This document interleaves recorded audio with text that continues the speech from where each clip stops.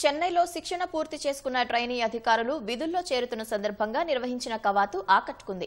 Chennai Parameswaran drill స్క్వేర్లోని training అకాడమీలో ఈ కార్యక్రమం నిర్వహించారు. మొత్తం 258 మంది ఆఫీసర్ క్యాడెట్లు, 39 మంది మహిళా ఆఫీసర్ క్యాడెట్లు శిక్షణ పూర్తి చేసుకుని సైన్యంలోని వివిధ విభాగాల్లో చేరారు. మిత్ర దేశాలకు చెందిన 10 మంది ట్రైనీ ఆర్మీ అధికారులు, 5 మహిళా ట్రైనీ అధికారిణులు సైతం వీరితో పాటు శిక్షణ పూర్తి చేసుకున్నారు.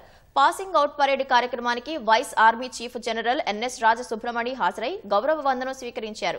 దేశానికి సైనికుల సేవలు వెలకట్టలేనివని జనరల్ రాజసుబ్రమణి పేర్కొన్నారు. సైనికులు ధైర్య సాహసాలతో చేసే పోరాటాలు, యుద్ధ పరిజ్ఞానం, మెళకువలు, క్రమశిక్షణ స్ఫూర్తిదాయకమని కొనియాడారు.